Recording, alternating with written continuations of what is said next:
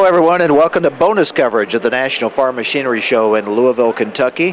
Thanks for joining us for AgriTalk OnLine. We are joined by Harold Workman, President and CEO of the Kentucky Exposition Center, and he is smiling because the weather is great and the crowd is as well.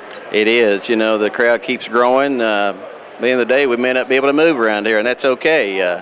That's the reason we put this show on. The weather's great. Going to be 70 sometime this week, and we look forward to a great week here. You know, 27 acres, and you have it pretty well filled up. We do. You know, it's in square feet, it's 1.2 million square feet of space, and it's sold out. Has been every time we add on, it's sold out again. We've been sold out on this for years, and have a waiting list. And you know, the ones who aren't in don't like it, but we kind of like it that way. What is setup time? How long does it take to get everybody in here and ready for the show? Well, you know, we're blessed to have a little extra time on the front end, and some of them are setting up 8 or 10 days. Your big guys are setting up that way, but you know, if we had to, we could get it in 3 or 4 days. Matter of fact, coming out of the show, we get it out in 2.5 days. It is amazing how that turnover is so quick. Now, a big part of the Farm Machinery Show every year is the tractor pulls. Tell us what you have lined up this year. Well, you know, it's your normal suspects with the various weight classes that you would see with the diesels and the alcohol tractors, the what I call the hot rods, the modifieds really, which pull this evening. But you know, we've added new classes this year. On Saturday afternoon, we have the diesel 4x4 trucks. We have not had those before, and they've gotten very, very popular, and we're getting a lot of talk about them. It is amazing to me that you, with the noise and the exhaust, everything, that you can hold that indoor. Well, you know, this is our 43rd one, and we learn a little bit each year. I can remember in the early years when we didn't have a smoke system, Freedom Hall would fill up, and you couldn't see the people in the top rows, but they were still up there. You could hear them yelling every time one went down the track. So you've adapted and learned, and now the ventilation, I guess, is the key.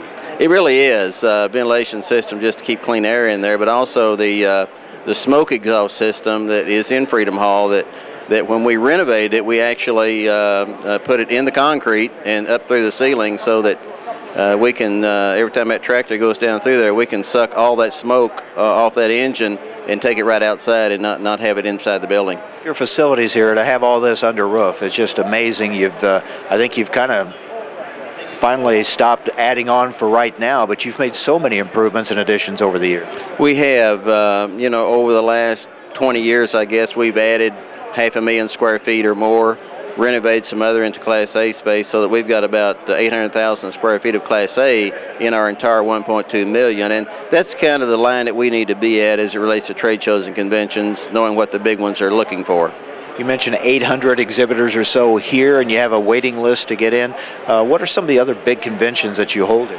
Well, we hold the RVIA trade show, which is in December. We hold the ICUEE trade show every 2 years in September. We hold the Mid-America Trucking Show here, which is the largest large truck show in the United States.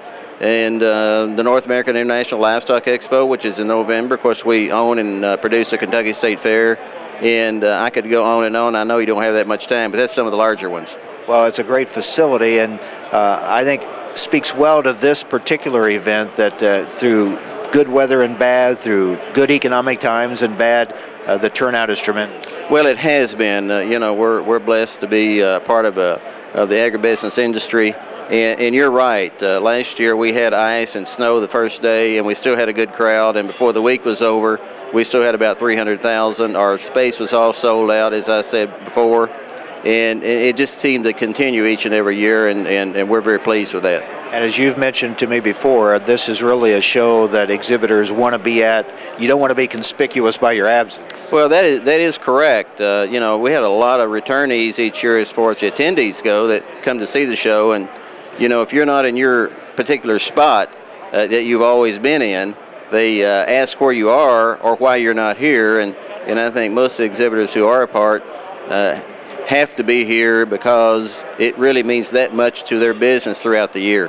It's an annual event that many people look forward to, and really kind of a reminder that spring's not too far away. And with the weather like this, we think it's here already, even though we know we still have some winter to go. As always, Harold, thank you very much. Thank you. Good to talk to you again, and good to have you here. Thank you. Always a great show. Harold Workman, President and CEO of the Kentucky Exposition Center. All right, we are broadcasting from the Case IH exhibit, some bonus coverage with AgriTalk OnLine. Back to talk with some folks from Case IH from the National Farm Machinery Show in Louisville. Stay with us. This is AgriTalk OnLine.